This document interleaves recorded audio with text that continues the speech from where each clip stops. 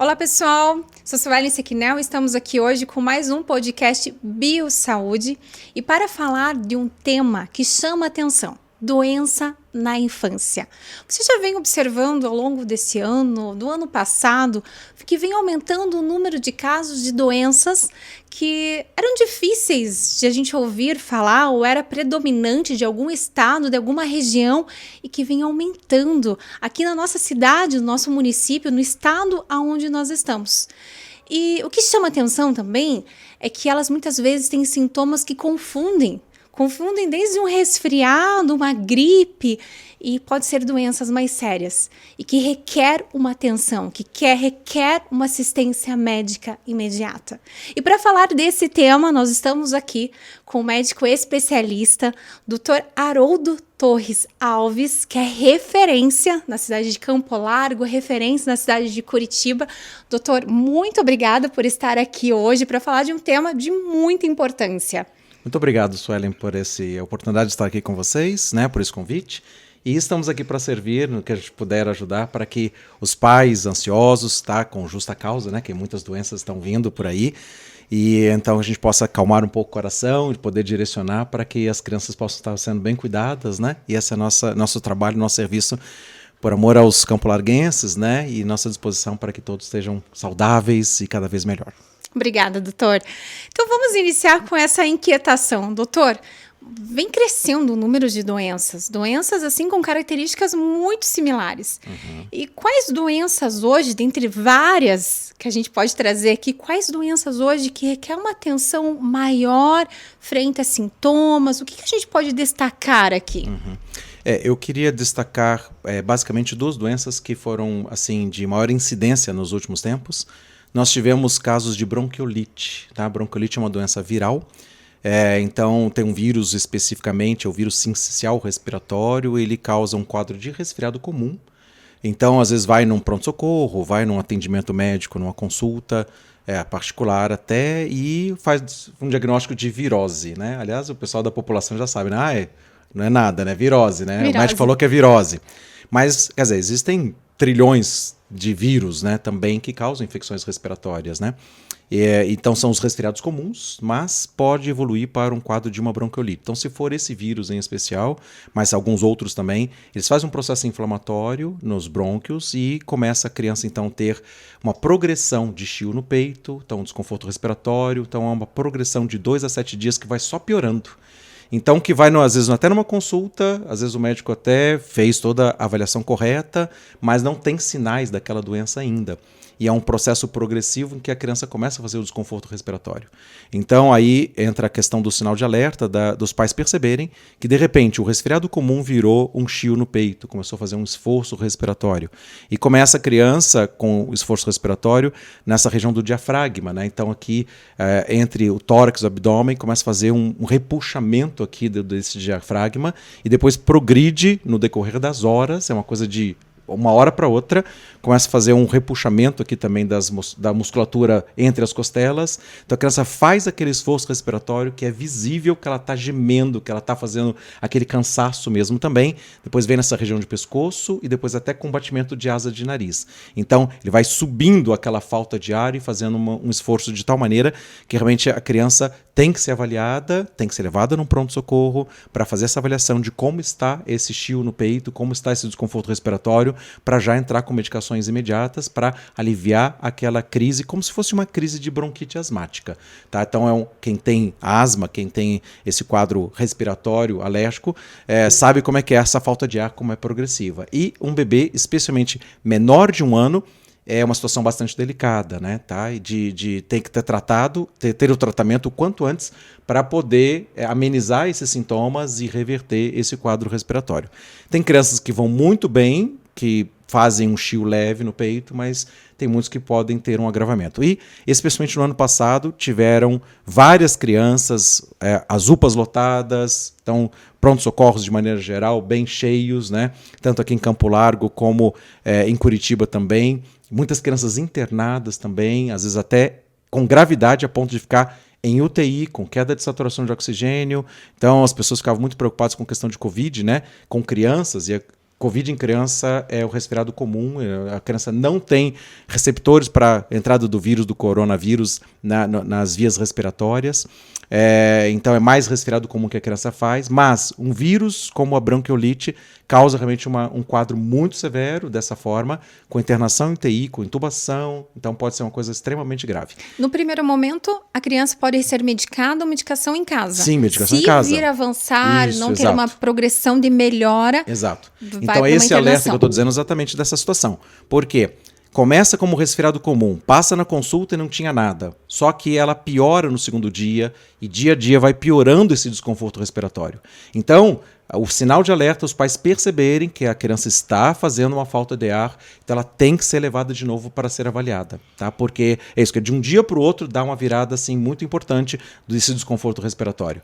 E aí sim, ela vai ser avaliada e medicada para que não tenha essa progressão. Então tem medicamentos que vão estar, orais, inalatórios, que vão ser feitos, e a criança então controla aquele processo inflamatório dos brônquios e a criança evolui bem. Tá? Então ela não precisa necessariamente ficar internada. Então já falei no quadro evolutivo de gravidade que realmente pode acontecer. Precisa. Mas se ela é diagnosticada o mais cedo possível com relação a esse desconforto respiratório e medicada, ela vai ser tratada em casa, tranquilamente, sai de boa assim com relação a esse quadro respiratório. Tende a evoluir muito bem. Tende a evoluir então, bem. uma das principais hoje, Isso. bronquiolite. Bronquiolite, tá? Uma outra doença que você perguntou das coisas também, que está tendo bastante, é a coqueluche, né? Tá? Então, neste ano agora, aliás, já vinha de anos anteriores, começaram com idosos, tá? Então os avós começaram a ter coqueluche, depois adultos jovens, adolescentes e crianças com a coqueluche. A coqueluche é uma doença diferente da bronquiolite, que é viral, é uma doença bacteriana, tá? E até é importante falar sobre isso, né? Porque as pessoas estão vendo bastante crises de coqueluche, doenças de coqueluche, então de adultos, jovens e crianças, né? E a famosa e antiga tosse comprida. Tá? Então é uma infecção bacteriana que começa a fazer também um quadro de tosse muito intenso e também evolui com um quadro de desconforto respiratório e às vezes a insuficiência respiratória também. Então é um quadro totalmente diferente, nesse caso tem que ser um tratamento com antibiótico, tá? E está acontecendo com mais incidência e os pais já estão bastante ansiosos. Então esse ano agora, por essa situação, quer dizer, no ano passado foi bastante bronquiolite, esse ano mais essa coqueluche que pegou nessa forma também, tá? Mas tem tratamento também, desde que diagnosticada corretamente, tá? Inclusive até nas próprias UPAs, né? Eles fazem aquele swab, né, de orofaringe, igual fazia da Covid, com, né, cotonete ali, né? Que é um exame desconfortável, mas tem um teste rápido de diagnosticar que é a coqueluche para poder fazer o tratamento também com antibiótico para eliminar essa bactéria.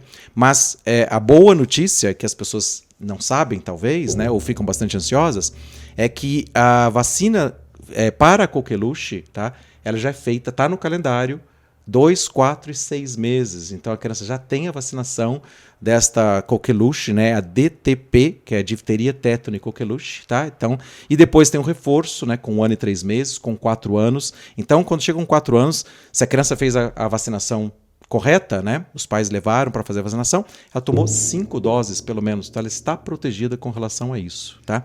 Mas está tendo casos, né, de forma que também tem que ser feito o diagnóstico correto, e o tratamento também para ser mais adequado para a criança ficar bem. Crianças, adolescentes, todos, né? Aquelas crianças que tomou a vacina, como o doutor disse, tomou ali todas as doses, apresentou sintomas, vai buscar ali direcionar uma investigação de coqueluche ou elimina e caminha para outra investigação? Então, a queda da imunidade está fazendo com que as pessoas tenham coqueluche, pessoas vacinadas se reinfectando. Na verdade, todas as vacinas, elas fazem uma grande proteção, tá? Mas não quer dizer que a pessoa não vai ter a doença.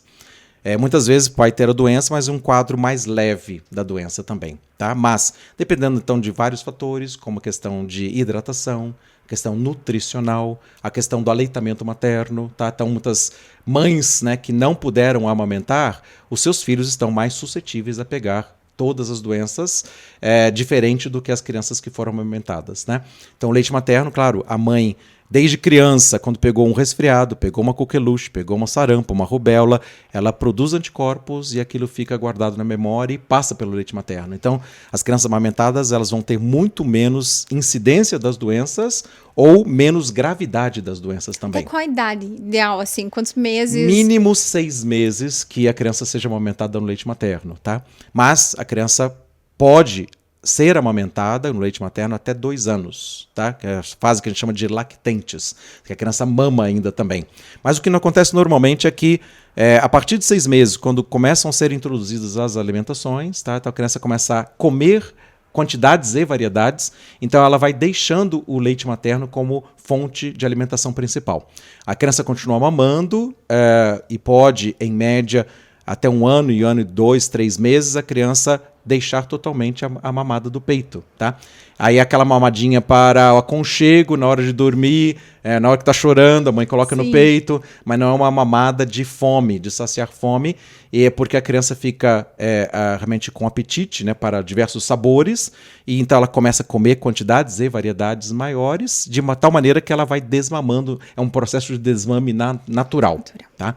E aí com isso, claro, se chegar pelo menos os 6 meses de amamentação, de aleitamento materno exclusivo, já dá uma boa proteção. O que mamar daí para frente vai receber os nutrientes pelos outros alimentos, mas vai receber os anticorpos do leite materno. Então uma série de doenças podem ser prevenidas através de uma nutrição adequada ou de um aleitamento materno que foi bem feito, tá? Então Olha, isso é muito importante. Isso ajuda bastante frente ao número de doenças que vem acontecendo, ao aumento dessas doenças. Isso. E doutor, muitas pessoas param, né? Eu já escutei isso de inúmeras mães, eu vou buscar atendimento médico. Melhor não.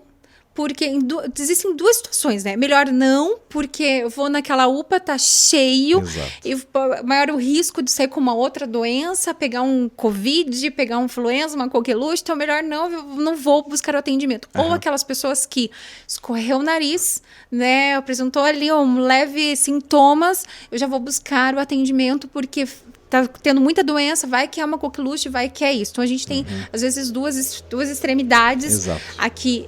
Diante disso, quando que realmente os pais devem buscar essa ajuda médica, essa assistência, para não deixar uma doença se agravar, piorar o quadro?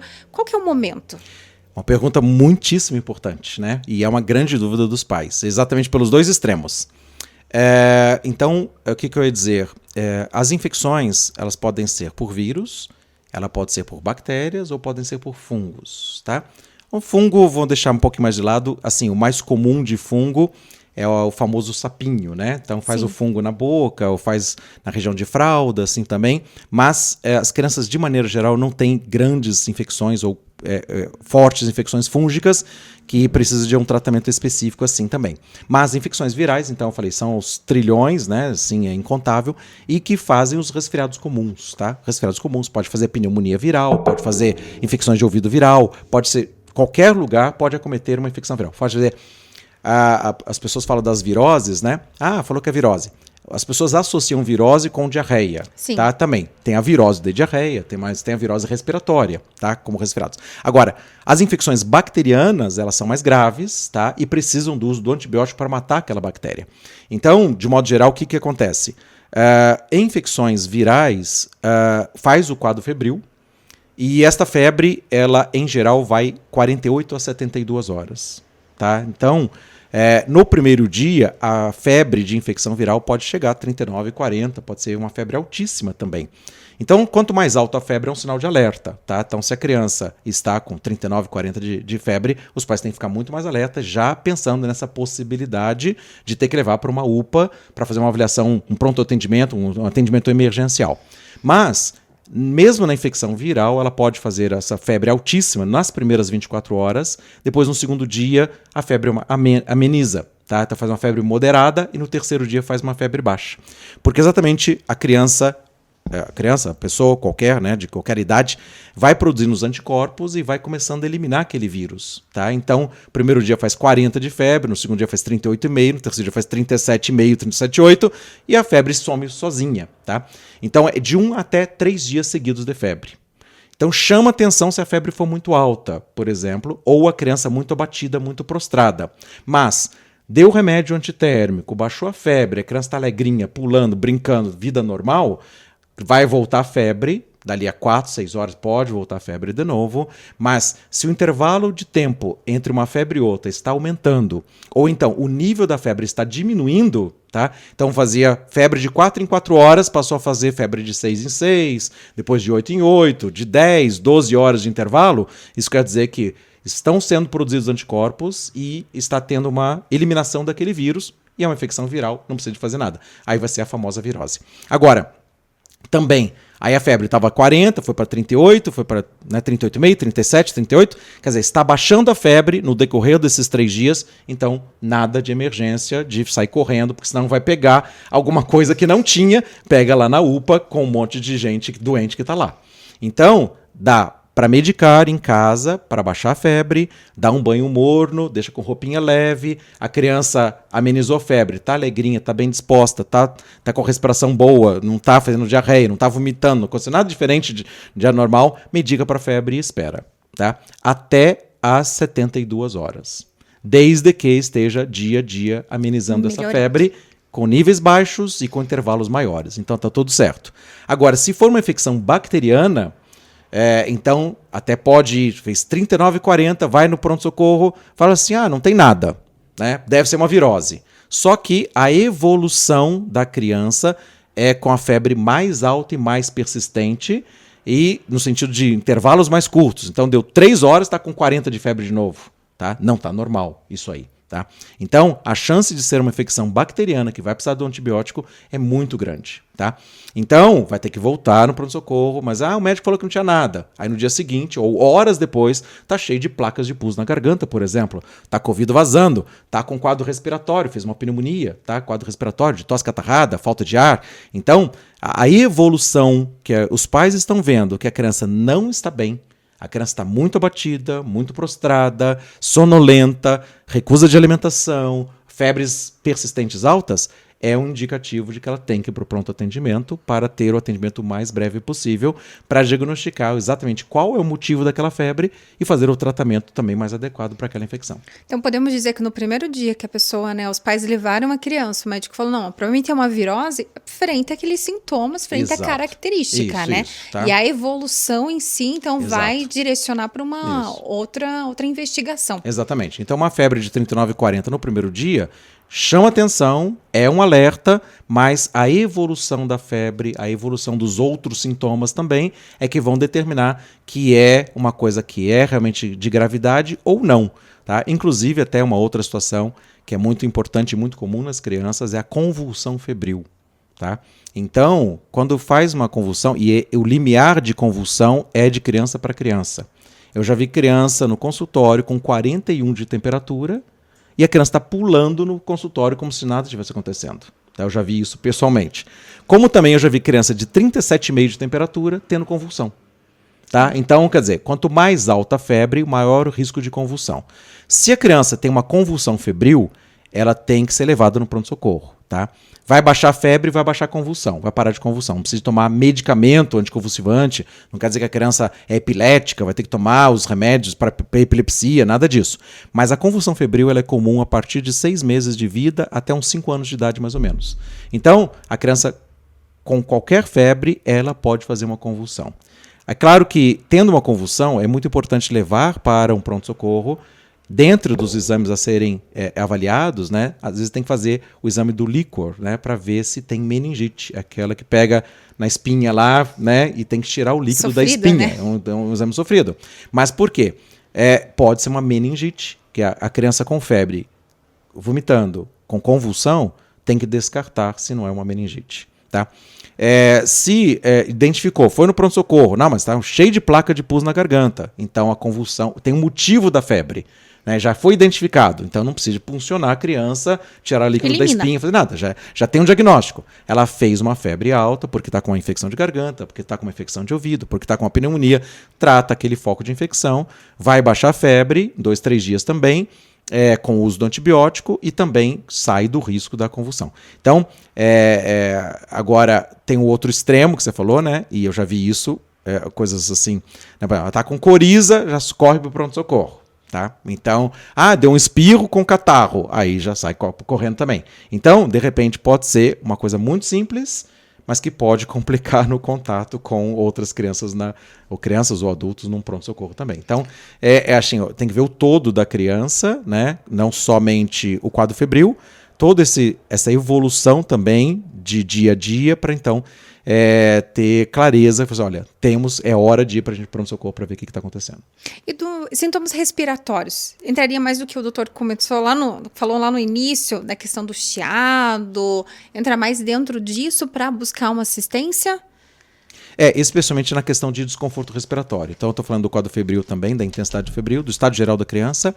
E na questão respiratória, é realmente que a criança faça um desconforto respiratório. Então, por exemplo, eu falei sobre chio no peito, né, sobre esse desconforto progressivo, né, que vai de baixo para cima, a criança fazendo esforço respiratório, mas ela pode fazer uma laringite também, que é aquela infecção com aquela tosse de cachorro que a pessoa conhece, tá? Sim. Então, faz um processo inflamatório, infeccioso na laringe, começa a ter a tosse de cachorro, rouca, e fazendo esforço respiratório também por causa da laringe. É um quadro totalmente diferente e que exige que se vá num pronto-socorro, porque tem que fazer medicação, muitas vezes endovenosa, tá no soro, ou às vezes faz uma injetável intramuscular, mas precisa de usar uma medicação para abrir a garganta, né? Diminuir o processo inflamatório de uma laringe, por exemplo. Tá? Então, é um quadro diferente, mas também exige. Então, existe esse cuidado. Então, a gente vê quadros que os pais, mesmo leigos, né, percebem que o filho não está bem. Tá? Então, vê que está muito abatido, não está no normal daquela criança. Se for só pela febre alta, baixou a febre, a criança está tudo bem, ótimo. Tá? Então, voltou no normal. Se ela continua criança prostrada, tá? Até eu brinco com os pais, as crianças estão lá pulando no consultório, né? Deixa pular, deixa fazer bagunça. Se está fazendo bagunça é que está saudável. Se está muito quietinha, tem que desconfiar que tem alguma coisa errada, né? E a questão de otite, dor de garganta, até é uma coisa que eu vejo, né? Às vezes algumas mães comentam comigo, né? Sueli, minha criança está muito irritada, fui me consultar, não foi observado nada, apresentou febre, vamos tratar para isso. Daqui a pouco continuou irritada, foi lá, o médico disse, não, é otite. Acabou tendo uma evolução que foi para uma otite. Como que funciona? Porque eu vejo que a otite vem prejudicando muitas crianças também, sim, né? Certo. Tá. Em primeiro lugar, falando sobre otite, a otite ela pode ser uma otite externa, por exemplo, caiu água na hora do banho, no ouvido, foi numa piscina, uma criança e tal, entrou água, ela pode fazer uma otite externa, vai ter dor no ouvido, tá? Então, vai fazer uma compressa quente, vai tomar um anti-inflamatório, vai aliviar aquele quadro de dor, tá? É uma coisa externa. Agora, existe uma otite, vamos dizer assim, a otite média aguda, a otite que é interna, que pode vir de um quadro gripal, um quadro catarral. Então, que o catarro vai pela tuba auditiva para o ouvido, tá? E que ele começa a fazer uma pressão no tímpano, então dá uma dor insuportável. A criança, aos berros, e ela aponta o ouvido, tá? E até é interessante falar isso porque existe um hábito, né, dos antigos, né, das avós, né, as avós que não me ouçam, né, que fica apertando o ouvido da criança, e a criança chora, tá com dor no ouvido porque eu apertei aqui, tá? Se apertar, vai doer, tá? Sim. Uma criança, tá? Não quer dizer que apertou o ouvido e a criança chorou. Agora, sim, quando está com uma infecção como a otite, a criança vai urrar de dor, vai chorar incontrolavelmente. Mas uma otite média, né, que vem de secreção de nariz e garganta, que vai para o ouvido, faz um quadro febril também muito intenso. Então vai fazer 39, 40 de febre com uma dor no ouvido insuportável, com a criança apontando ali. Claro, se é bebezinho, às vezes é mais difícil de detectar, mas é só aquele choro incontrolável. Não é choro de fome, não é choro de cólica, de cocô, né? A criança não para de chorar, mas em geral também com uma febre altíssima. Vai investigar e pode ser realmente que seja a otite que esteja causando aquela dor, que faz uma pressão no tímpano. Inclusive, às vezes a pressão é tão intensa, a secreção é tão produtiva ali, que aquilo pressiona o tímpano e rompe o tímpano. Tá? Então vaza o pulso pelo ouvido. Na hora que vaza o pulso, a criança para de chorar. Tá? Porque aquela pressão do tímpano diminuiu, porque houve o vazamento.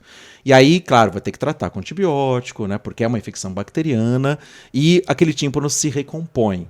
tá? Mas tem que fazer depois o acompanhamento com relação a isso também, tá?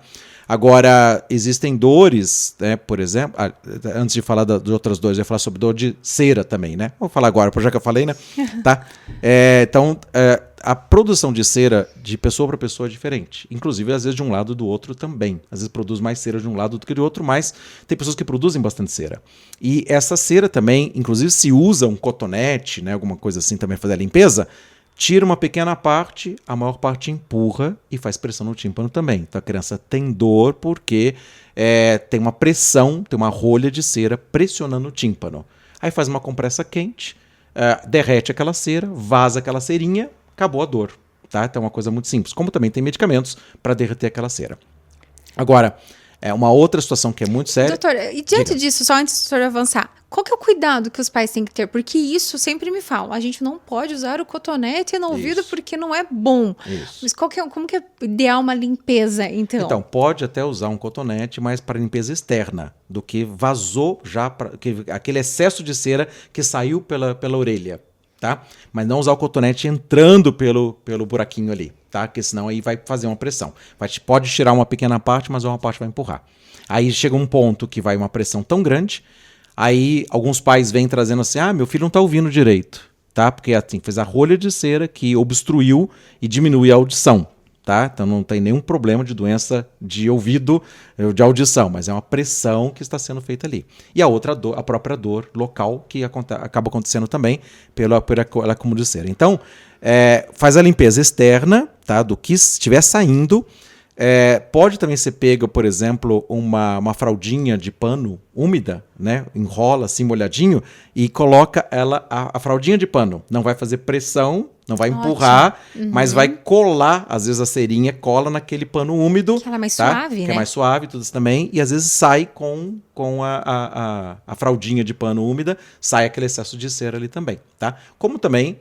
Claro, pode ir para um otorrino para fazer aquela limpeza dessa forma, né? Tá? Tô falando de um momento caseiro, né? Que o pai e a mãe vão fazer a limpeza, mas de preferência não usar o cotonete, a não ser para limpeza externa, dessa forma, tá? Agora, uma outra coisa que eu ia falar a respeito de otites também, que é sério também, que a lavagem nasal, tá? Então virou agora mais popular fazer lavagem nasal. Então, vai com a seringa e joga o soro lá dentro, que a criança está encatarrada, então aí bate lá no fundo e traz aquela catarreira toda, a criança expectora o catarro. Agora, só que é o seguinte, né, que é uma coisa que é delicada, que a criança, bebezinha, tá, vou colocar assim, menores do que 1 ano, é mais delicado e não deve ser tanto feita essa lavagem nasal com seringa, com soro, porque a tuba auditiva da criança ela é mais horizontalizada, tá, então o conduto auditivo é assim. E à medida que a criança vai crescendo, o crânio vai crescendo, então esse tubo auditivo ela vai fazendo uma inclinação, faz um posicionamento mais, né, inclinado, tá? Mas bebezinho, na hora que faz a lavagem, o catarro que está aqui de nariz e garganta pode sair pelo nariz, mas pode ir para o conduto auditivo, tá? Então vai pela tuba auditiva interna, vai fazer a pressão no tímpano, vai fazer a infecção, vai virar uma otite, tá? Então, o que a gente usa mais é um spray de jato suave, preferencialmente para bebês, tá? Pelo menos até 1 ano de idade, porque vai borrifar aquele jatinho, vai ajudar a fazer a lavagem nasal, mas sem aquela pressão forte de uma seringa que se faz, tá? Então, com isso, diminui o risco de ir para o ouvido e fazer uma otite no bebê, tá? Da mesma forma, também, aproveitando essa questão da posição da tuba auditiva do bebê, mães que amamentam, tá? Às vezes está cansada, né? No meio da madrugada a criança está lá, então ela pega o bebê, leva para a cama, tá? E ela deitada, quando ele é deitado do lado dela, ela coloca para mamar no peito, tá? Então, a posição deitada para amamentação pode causar infecção de ouvido. Olha. Tá? Então vai o leitinho, a criança está mamando, vai o leite pela tuba auditiva e faz uma infecção de ouvido. Tá? Então aquele leite que vai parar ali é um meio de cultura para crescer bactéria e faz uma otite. Tá? Então, é por isso que quando a mãe amamenta, que é a mãe sentada, então tem que estar numa poltrona bem confortável, tudo assim mesmo, ou está na cama com travesseiros altos, ela vai colocar numa posição de amamentação que a criança está deitada, mas é um deitado inclinado. Né? Ela não está deitada na horizontal. Porque a criança deitada na horizontal, ela vira de lado, vai leite para o ouvido, ela pode fazer. Então tem criança que faz otites de repetição no primeiro ano de vida porque a mãe está dando de mamar deitado. Então é uma coisinha muito simples de posicionar, às vezes uma cabeceira mais levantada, um travesseiro mais levantado ou na posição que está no colo, né? A criança vai mamar numa posição que não está na horizontal, resolve o problema de não ter... Uma coisa simples, né? São medidas muito simples que podem resolver para a criança não ter otite, não ter que tomar antibiótico, não estar sofrendo de dor, nem febre alta, já se resolve uma maneira muito Tirando simples. o sono dos pais, Tirando o sono dos pais, né?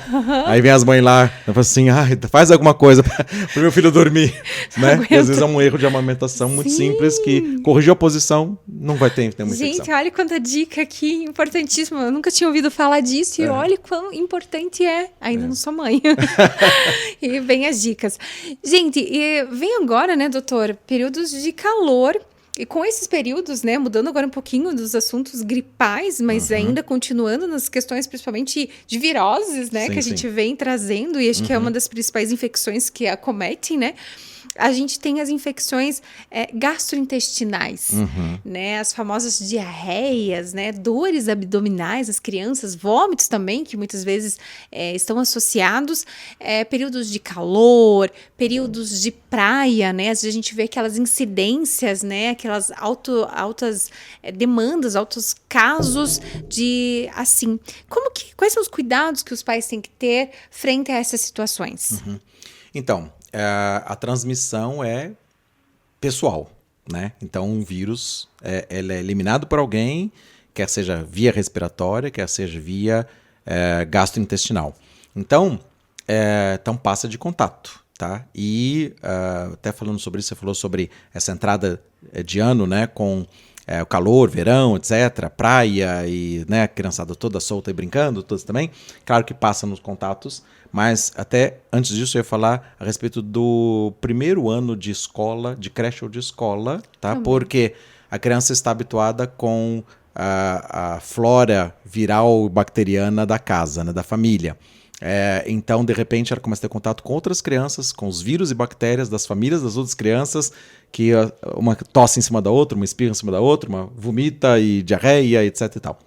Então, mas a transmissão é pessoal nesse sentido, tá? Claro que o ambiente está contaminado, né, com vírus e bactérias em todos os lugares, mas essa transmissão. Então, na questão de gastroenterite, né, então, existe essa transmissão pessoa a pessoa, então alguém com diarreia pode passar o vírus pelo contato com outra pessoa com diarreia e começa a mexer, em primeiro lugar, com a parte de estômago, no sentido de perda de apetite. Tá? Então, criança sem fome, sem querer comer, já tem que pensar que tem alguma coisa errada também. Porque criança quer comer o tempo todo, quer mamar todo o tempo todo. Então, enfim, mas já perda de apetite e também começa a fazer o processo de vômitos. Tá? Então, é claro que aquele vírus que entrou no trato gastrointestinal vai de estômago para o intestino. Então, no primeiro dia, perda de apetite e começa a vomitar. Vomita 1 ou 2 dias, tá? E depois já sai do estômago em direção ao intestino. Então, começa o estufamento, gases intestinais, cólicas, a criança chorando que está doendo a barriga, tá? E começa a fazer o processo de diarreia. Então, para de vomitar, faz a febre, se for a virose, né, da gastroenterite, faz febre de 1 até 3 dias, vomita 1 ou 2 dias e diarreia fica 7 a 10 dias com diarreia. Tá? Então, e a desidratação, né? E a desidratação. Então, aí na época de calor, nessa época que nós estamos de calor, então, claro, a desidratação, já tem o suor do corpo, né? A criança está brincando e tal, e às vezes não para beber água, não vai, né, ter uma hidratação adequada. Com vômitos ou com diarreia, as chances de fazer uma desidratação é muito maior nesse sentido. Então aí entra o cuidado dessa época de verão para que as pessoas estejam hidratando os seus filhos, né? E a gente vai perceber sinais de hidratação. Primeiro, criança desidratada, ela está abatida, ela está sonolenta, querendo só dormir, não quer brincar, nada disso, tá? Mas também a gente vê olhos fundos, tá? Olhos sem lágrima, tá? Então a criança chora, mas está seca, boca seca, sem saliva, sem babá, né, também, ou então essa parte de sonolência muito excessiva também. Então são sinais bem visíveis, né, que a criança está desidratando, tá, por causa que ela não tem saliva na boca, a urina também para de fazer xixi, tá? Quase não faz xixi também. Ela ficou assim, o dia inteiro sem fazer xixi, tá? É porque ela não tem nem líquido no corpo de tanto que ela vomitou, de tanto que ela fez diarreia, tá? Então ela fica desidratada. Então ela tem que estar com o xixi claro, né? Fazendo bastante xixi como costuma fazer, quer dizer que ela está bem hidratada. Então, para isso, claro, ela, se está um quadro intenso de vômitos, no primeiro, segundo dia especialmente, às vezes precisa, inclusive, de não somente dar remédio via oral, mas às vezes tem que tomar remédio com soro na veia, né? Tá? Um antiemético, né? Quer dizer, para controlar o vômito no soro, porque vai tomar o medicamento via oral, vai vomitar o próprio remédio, tá? Agora, claro, tem alguns recursos, né, de medicamentos que dissolvem na boca, tá? Então facilita um pouco, mas às vezes a criança vomita mesmo assim. Mas a remedicação para controlar o vômito é importante para que a criança continue bebendo água sem vomitar para repor aquilo que ela perdeu pela diarreia, tá? Ou pelo próprio vômito ou depois pela diarreia. Então, existe uma alimentação adequada, né, que precisa ser dada para a criança dentro da aceitação, porque o estômago está ruim, sem apetite direito, fica 7, 10 dias sem comer direito, tá? E eu recebo muitos pedidos assim, você não pode dar uma vitamina para abrir o apetite da criança? Não adianta dar vitamina para abrir o apetite, tá? Porque ela está com o estômago inflamado, ela está com o intestino cheio de gases, estufando o estômago dela, tá? Ou dando cólicas, então ela vai ter que eliminar o vírus. Então às vezes tem que fazer uma reposição de flora intestinal para poder acelerar o processo de eliminação daquele vírus, mas o vírus naturalmente vai ser eliminado pelas fezes, então a criança tem que fazer a diarreia para colocar o vírus também para fora, tá? Mas pode demorar de 7 a 10 dias, sendo que os primeiros 2 ou 3 dias é de vômito, de diarreia bastante intensa.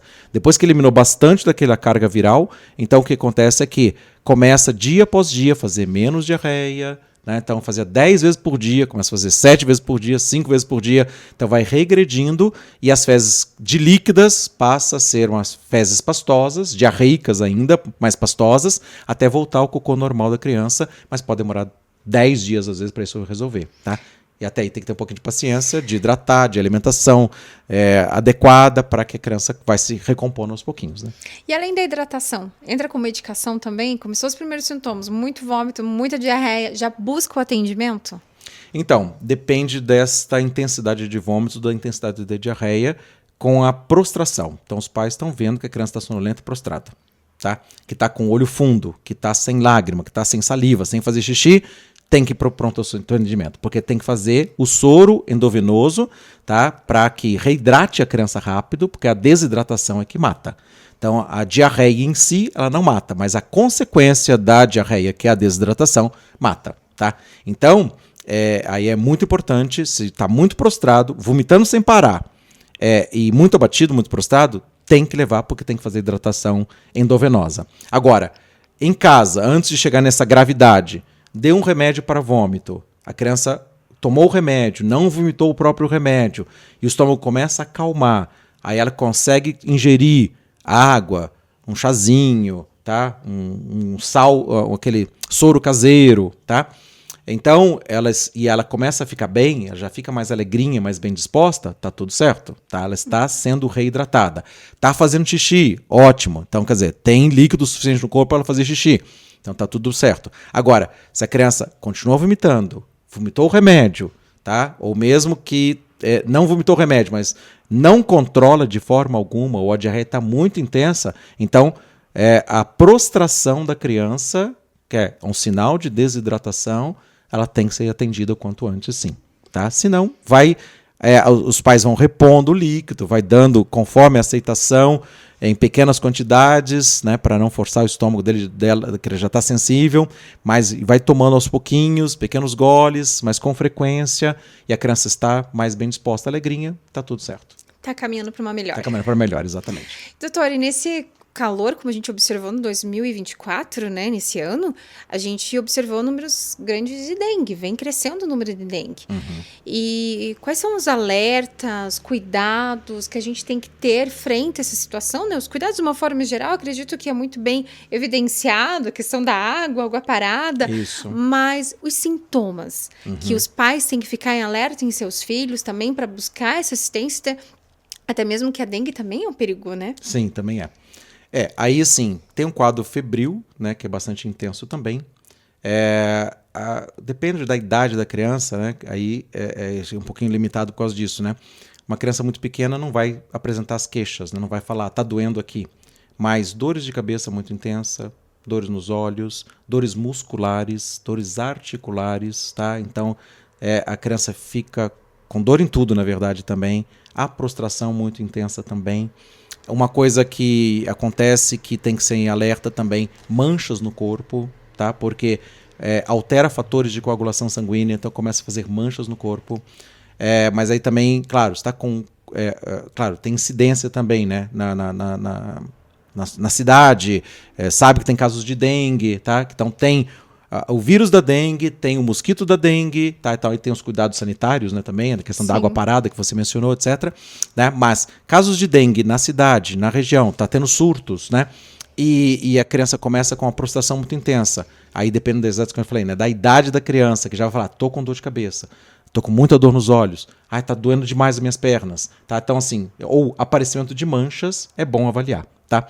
Para fazer também um diagnóstico, que é realmente dengue, para fazer o tratamento também de hidratação, a medicação sintomática também que precisa, tá? Agora, até nesse sentido, também, como tiveram surtos, né, tiveram casos, né, então qualquer mancha, às vezes os pais já ficam apavorados também, tá? E às vezes uma mancha de uma picada de inseto, né, também, fez uma reação de urticária, comeu alguma coisa que a criança é alérgica, então faz algumas outras manchas que não são as manchas de distúrbios de coagulação, tá? Então, na dúvida, aí sim, leva, porque é melhor ver, fazer o exame, ver como é que está a parte de infecciosa da criança, a parte de coagulação da criança, adolescente, né? Então, dependendo da idade, para que também possa tomar as medidas adequadas, né?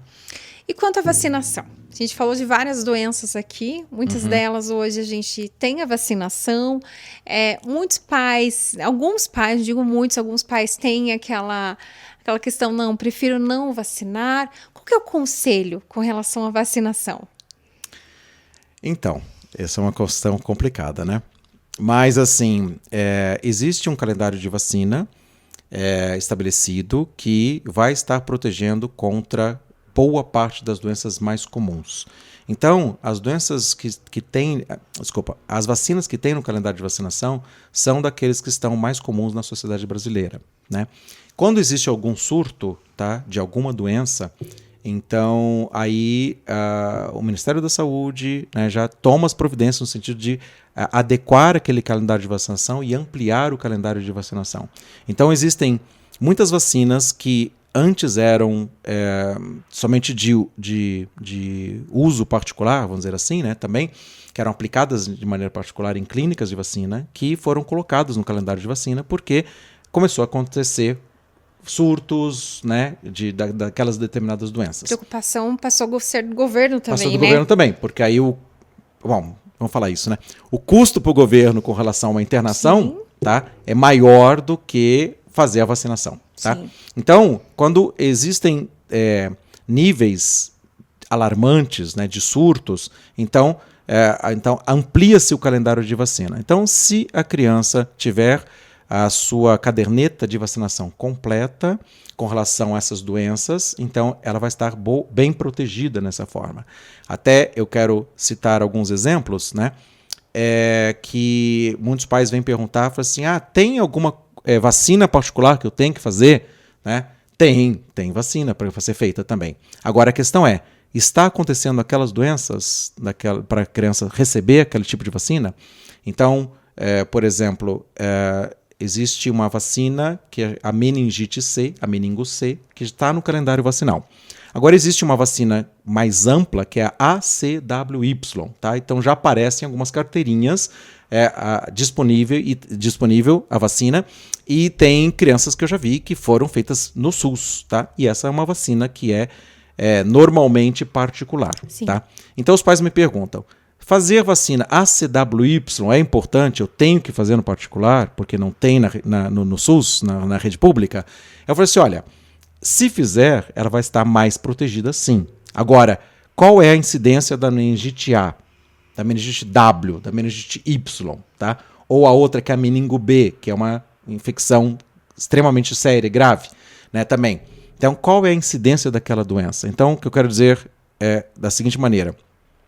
Eu atendi uma mãe uma vez que veio assim, olha, eu vim de uma outra pediatra que falou que a minha filha tem que fazer obrigatoriamente a meningo B e a CWY para proteger. Ela não está no calendário do SUS e ela indicou que eu tenho que fazer para minha filha. Daí eu fui ver numa clínica de vacina e uma R$800, outra R$500. Eu não tenho condições de fazer a vacina para minha filha. Então eu vim pedir uma outra opinião para ver se eu preciso necessariamente fazer essas vacinas que não estão no calendário vacinal e eu tenho que fazer particular. E ela falou assim, o pior de tudo, né? Eu não tenho dinheiro para fazer para uma filha e eu tenho 3 filhas. Uau. Então, Tem como? Não tem como, tá? Então ela veio pedir uma segunda opinião. Então, eu imediatamente falei assim, olha, vamos ver a incidência dessa doença, tá? E aí, por exemplo, eu falei assim, vamos pegar a meningite A. E aí, isso já faz alguns anos, né? E aí eu falei assim, olha, teve um caso de meningite A na cidade de Curitiba 1 ano atrás. Tá? Então eu falei assim, qual é a chance da sua filha pegar a meningite A de uma criança que teve há 1 ano atrás na cidade de Curitiba? 0. Tá? Não tem essa chance. Se ela fizer a ACWY como vacina, vai estar protegida? Vai. Agora, é uma vacina que é extremamente urgente, necessária, porque está tendo surto de meningite A, então é esse critério, tá? que tem que ser visto, né? Claro que se fizer todas as vacinas possíveis, a criança vai estar mais protegida, sim.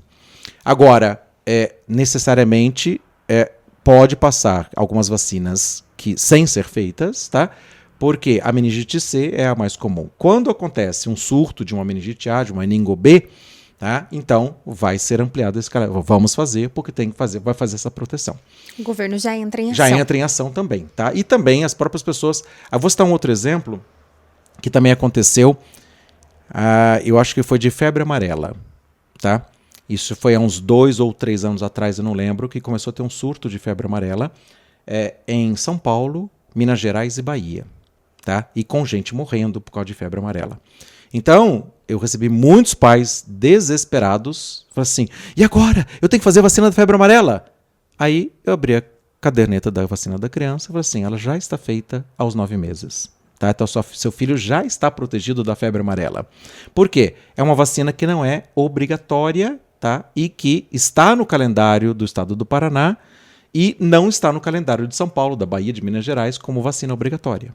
Tá? Então, aqui as crianças fazem essas vacinas normalmente aos 9 meses. Tá? Então, eu quero dizer dessa forma, a mesma coisa da coqueluche. Tem muitos pais agora, assim, e agora? Está tendo coqueluche? Vamos abrir a caderneta de vacina. Caderneta de vacina tá 2, 4, 6 meses, já fez 3 doses.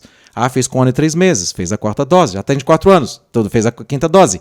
Então, quer dizer, a criança já está protegida, né? Então, eu quero dizer dessa forma, né, que às vezes os pais veem ou ouvem notícias sem exatamente ter um critério de avaliação se aquilo realmente é uma emergência, né?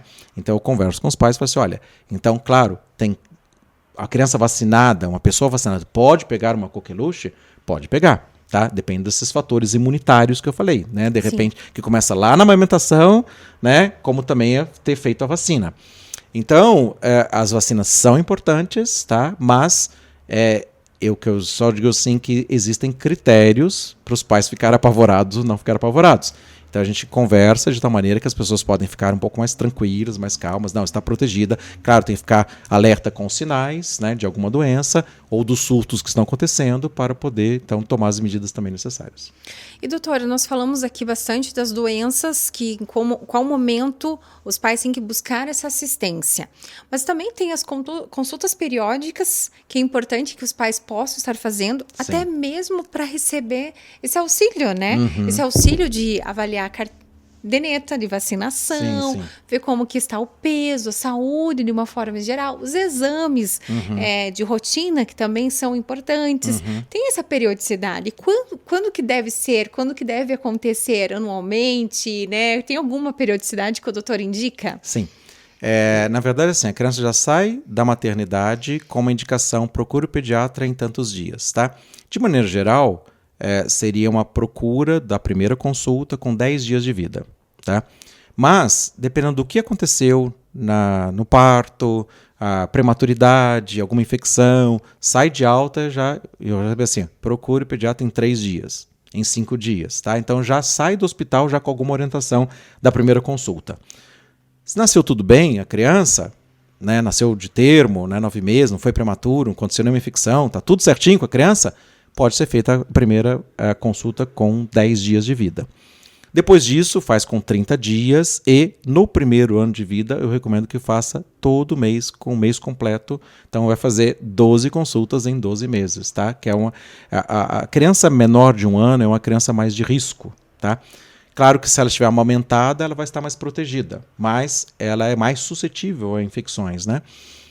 Então, à medida que depois ela vai, além do leite materno, recebendo os nutrientes pelas comidinhas a partir de 6 meses, naquela dieta, na alimentação progressiva, que ela vai se adaptando, está com alimentação saudável, ela vai ter as vitaminas, as proteínas, tal, e vai ter um sistema imunitário bom.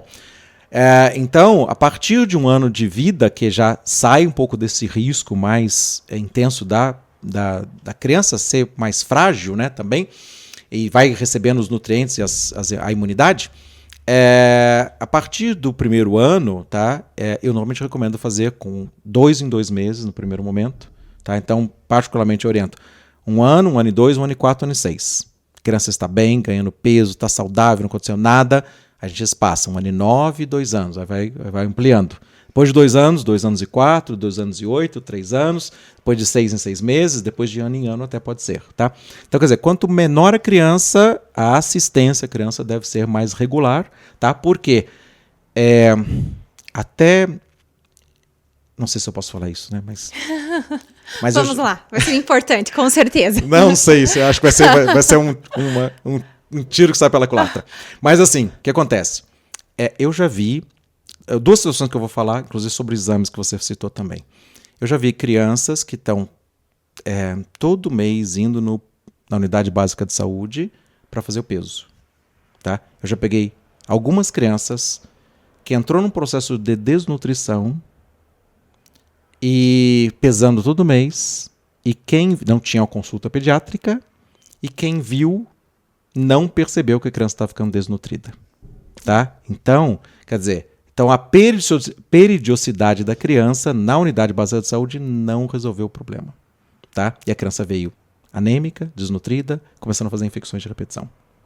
Tá? Então é muito, muito sério. Então, aí sim é uma situação de defasagem de atendimento pediátrico. Não tem pediatras suficientes na unidade básica de saúde, tá? Aqui na região, né, de Campo Largo. A gente vê essa carência, tá? os pais então, não foram geral. Por exemplo, até na própria carteirinha de vacina, tá? Agora eles adequaram um pouquinho, mas tem lá 1, 2 meses, 3 meses, 5 meses, sabe assim? Não tem nem a data, né, de mês a mês, tá? Porque, na verdade, assim, como a demanda é muito grande de crianças e o número de pediatras é muito pequeno, então eles não dão conta, não tem como atender todo mundo. Então, teoricamente, a criança está saudável, eles já jogam a consulta para dali tanto tempo, né? Então vai ser daqui a 3 meses, vai voltar na consulta. Tem cidades na região aqui que tem pediatra uma vez a cada 15 dias. Tá? Então, e vai chegar naquele 15 dias que ele vai atender, o pediatra vai atender naquela cidade, vai atender a cidade inteira. Então não tem como acontecer isso, né? Tá? Então acaba acontecendo muita defasagem nesse sentido. Mas, em primeiro lugar, eu falei sobre isso. Quer dizer, que se faz uma periodicidade, mas não identifica o problema, né? Que a criança está desnutrida. Como também existe uma rotina de fazer um exame com 1 ano de idade, exames laboratoriais da criança, para ver se está tudo bem. Tá? Eu já peguei mais de uma criança, várias crianças, que fez o exame e não tinha quem interpretasse aquele exame e a criança estava anêmica, com baixa imunidade, tá? Mas fez o exame de rotina, tá? Só que ninguém viu qual o resultado. Tá? Então alguém, um médico, não passou numa consulta médica para dizer, olha, seu filho está com uma anemia profunda. Tá? E, claro, com os riscos, né, de doenças, né, por causa daquela anemia ou de baixa imunidade. Então, aí a questão crítica é que existe uma defasagem. Tá? E isso aí entra num viés político, né, de contratar-se médicos que estejam preparados, que tenham experiência e que possam dar o atendimento para as situações que estão acontecendo. Então, é uma situação financeira também. Então, concurso público que paga um valor insuficiente, tá? Irrisório. Então, não tem como uma pessoa se sustentar com aquele salário. Tá? Então, acaba até, inclusive, fazendo mau atendimento. Né? Tá? A gente sabe isso da rede pública, sem crítica a nenhum médico, nesse sentido pessoal, nada pessoal. Não conheço ninguém assim. Tá? Mas, o que acontece? Ele é contratado para 20 horas semanais. Tá? Ele atende em 1 hora e sai correndo para outro trabalho.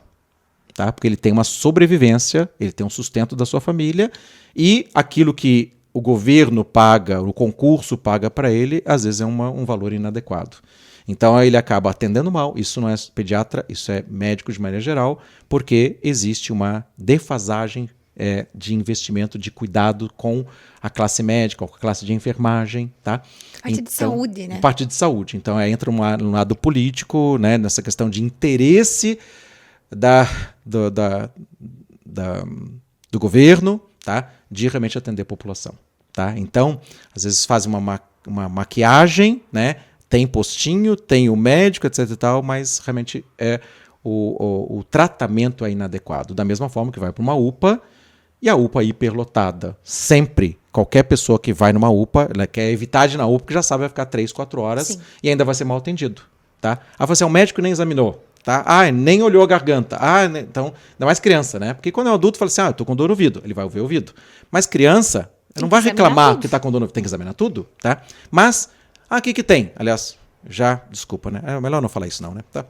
Mas os pais me falam assim, o médico nem tocou na criança.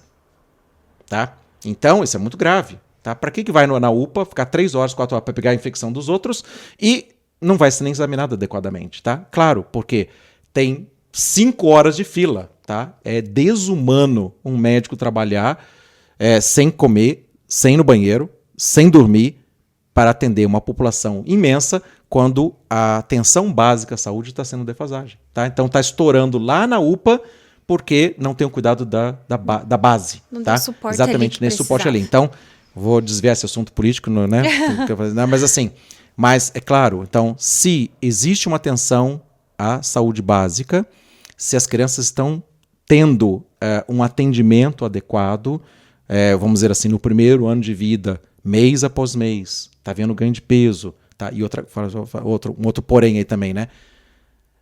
A demanda é tão grande, ou a preguiça é tão grande, tá? Porque não se tira a roupa para pesar a criança. Tá? Então, chega a criança e fala assim, pesou sem roupa? Não, tava de roupa, tava de fralda, não sei lá. Não, é importante, bebezinho, recém-nascido, tem que saber o ganho de peso. Tá? Então, não é um protocolo, vamos pesar para ver se está ficando gordinho, não é essa a questão. Tá? O ganho de peso, o ganho de estatura, tá? É um indicativo de que a criança está sendo bem nutrida ou a criança está entrando no processo de desnutrição, não está com a amamentação adequada, tá? A mãe não está sabendo amamentar, ou então entrou na fórmula, mas aquela fórmula não está sendo adequada, ou ela tem uma intolerância àquele leite. Então tem uma série de situações que estão acontecendo e que uma pesagem da criança sem roupa, sem fralda, vai fazer a diferença. Fala assim, olha, a criança está ganhando realmente adequado. Porque fala assim, tá com fralda, né? Vou descontar tanto. Tá? Não é assim que funciona, né? Então, quer dizer, mesmo a questão da demanda tão grande, então o profissional da saúde às vezes não faz o trabalho adequado, tá? Porque não dá conta de fazer também. Então, como eu não conheço ninguém, não estou acusando ninguém pessoalmente, mas estou falando de um fato que é verdadeiro. Tá? Então, e que acontece muito. Chegando. E por isso que é importante todas essas dicas que o doutor está trazendo, porque quem está nos escutando, pai, mãe, tia, avós, ficam atentos com isso, e porque assim, muitos, né, hoje a questão de pagar uma consulta, plano de saúde, não está muitas vezes em alcance para todos. E é necessário, e faz parte da população, de grande parte da população, de precisar do atendimento de uma unidade de saúde. E essas dicas, você está estar atento ao seu filho, né? Atento à pesagem a partir de agora, né? Atento às questões de sintomas, características, tudo é extremamente importante para que você possa até mesmo insistir, questionar ali durante o atendimento médico. Sempre veio aquela questão de que a população, né? Eu como paciente, eu não posso questionar, eu não posso falar, né? Quem manda, quem diz é o médico, Sim, né? Mas até trazendo aqui na frente do doutor mesmo, né? Mas eu acho que a partir disso, entendendo que é a vida do seu filho, né? É importante você persistir, buscar um atendimento, correr de atrás para que ele possa, assim, crescer de uma forma saudável, com nutrição adequada, né? Com qualidade de vida, porque seu filho estando com qualidade de vida, os pais também vão estar com qualidade de vida, porque vai repercutir também na saúde dos pais, no emocional dos pais, porque é um conjunto de fatores. Exato. Então, tudo isso faz parte, é extremamente importante você, pai e mãe, então, estarem alerta a partir dessas dicas.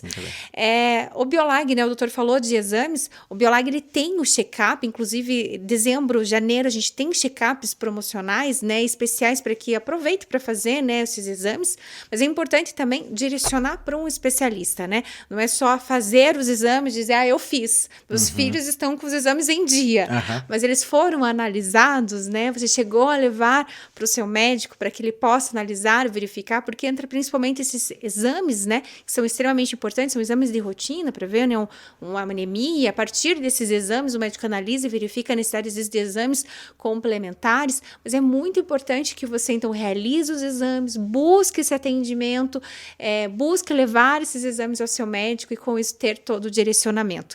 E, doutor, para a gente concluir aqui, que mensagem que nós podemos deixar aqueles que estão nos ouvindo, nos vendo também, porque agora o nosso BioSaúde está no Spotify e está no YouTube também, então você pode seguir, pode curtir, compartilhar.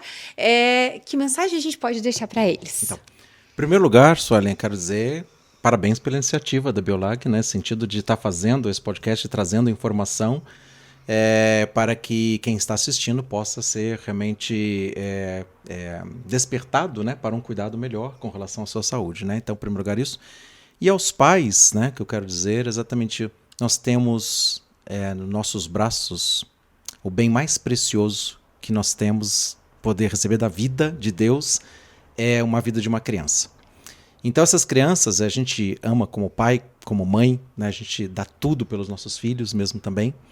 E às vezes a gente assim, tem algumas travas, né? Por exemplo, essa questão, né, de que eu falei de um sistema de saúde, uma medicação, né, algumas coisas assim que a gente enfrenta. Ou uma circunstância como um surto de uma doença, então a gente fica ansioso e preocupado. Então, a mensagem que eu quero dar em primeiro lugar, né, que eu já falei um pouco nesse sentido aqui também, os cuidados, né, começam lá na gestação, um pré-natal bem feito, detecção de doenças, tá? Então precisa fazer um acompanhamento pré-natal, precisa fazer de tudo, né? Ter uma orientação correta com relação ao aleitamento materno, tá? O aleitamento materno vai fazer muita diferença para o resto da vida da criança. E também, claro, ter um acompanhamento médico para as orientações, médico, toda a equipe também, nutricionista, equipe de enfermagem, técnicas de alimentação, todas as coisas são muito importantes, mas eu digo assim, um acompanhamento para que também haja uma transição saudável de alimentação, a criança coma o que deve comer, né? Porque hoje tem uma propaganda muito grande, né?